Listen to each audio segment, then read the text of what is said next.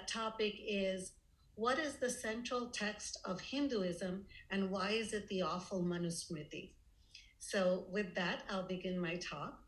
So Hinduism today is the commonly used term for an expansive socio-cultural religious system that was born in the Indian subcontinent or the region that is known as India and traditionally Bharat. Hinduism covers many different facets of spiritual, ritual, philosophical practices and approaches to life.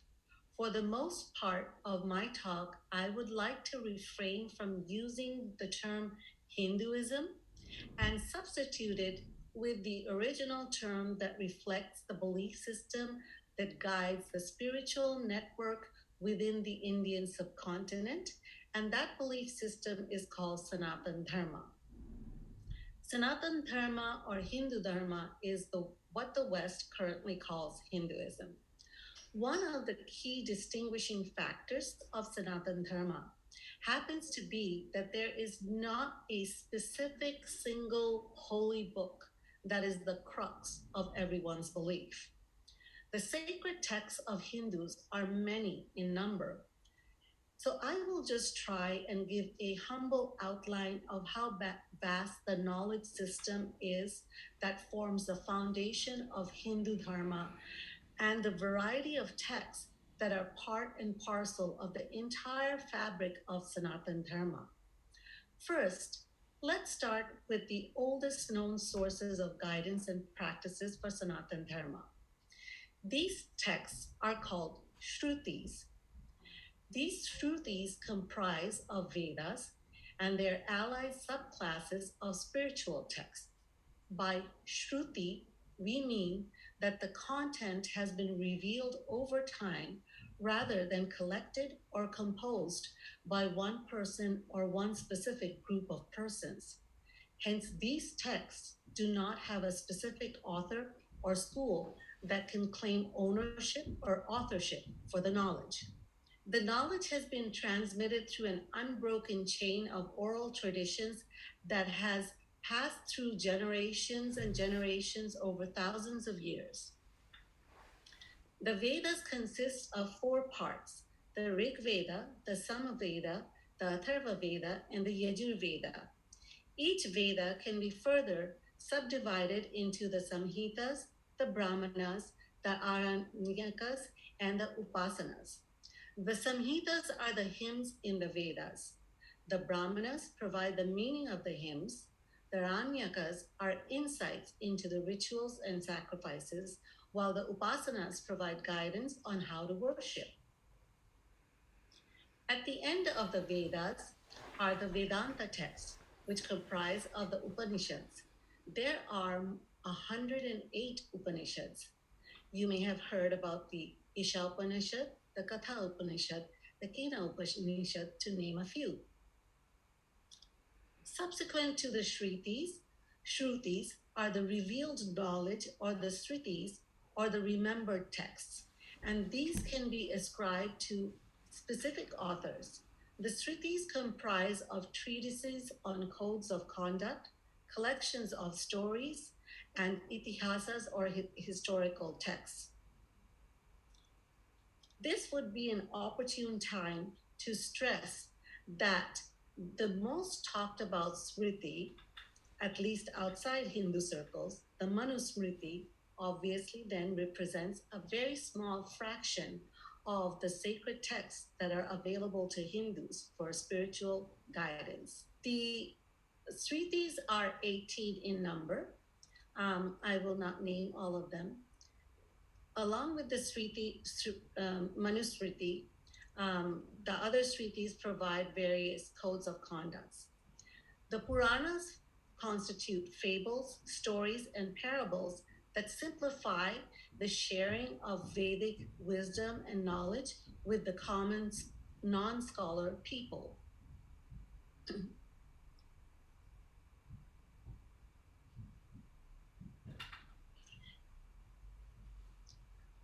The Puranas, some of the Puranas that we can name are the Skanda Purana, the Vayu Purana, the Agni Purana, and others. Next are the Itihasas, which are the historical epics or epics that tell of historical events. They are another important source of knowledge amongst the Sanatana Dharma people. The Ramayana and the Mahabharata are the two key epics that Hindus refer to for their historical moorings. The Ramayana precedes the Mahabharata and covers the life and times of Lord Rama, who is deemed as an incarnation of Lord Vishnu on the face of this earth. It covers his life as a king, his life in exile, and the ultimate battle to win over his abducted beloved wife from the hands of Ravana, the evil and egotistical king of Lanka. The next is the Mahabharata that covers stories of descendants of King Paro, the kingdom of the Pandavas and the Kauravas, and the final epic battle between the righteous and the corrupted on the fields of Kurukshetra.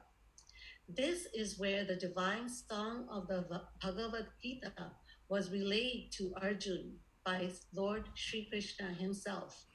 For most Hindus, the Srimad Bhagavad Gita remains the prevalent source of spiritual and existential guidance in day-to-day matters and is undoubtedly the most widely read of all the numerous texts available to followers of Sanatana Dharma.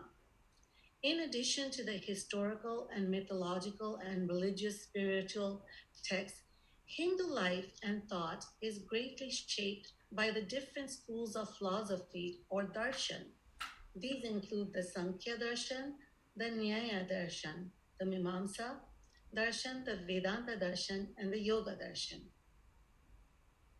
Another body of texts not very commonly studied or applied are the Tantras.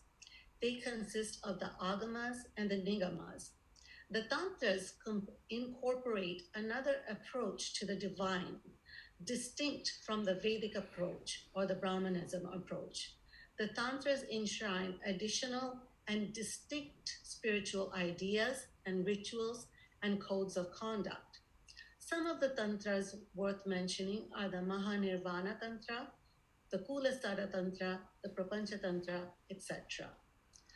Thus, the various texts that can be attributed to the large universal family of Sanatana Dharma or Hindu Dharma are complex, unique, and require many years of rigorous study, debate, and application to be fully realized and understood.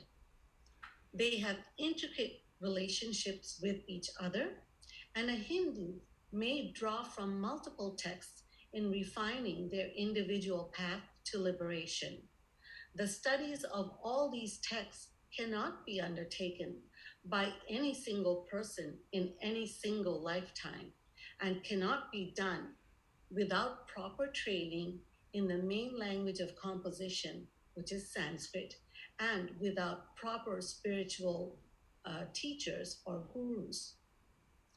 Thus, the question of what is the main text that guides Hindus is a complex one to answer. For most of us, however, based on accessibility and applicability, it seems that if one were to choose one of these texts, it would have to be the Srimad Bhagavad Gita. All other texts have specific application areas and are not prescriptive of any particular way that a Hindu person needs to conduct him or herself to be a worthy Hindu.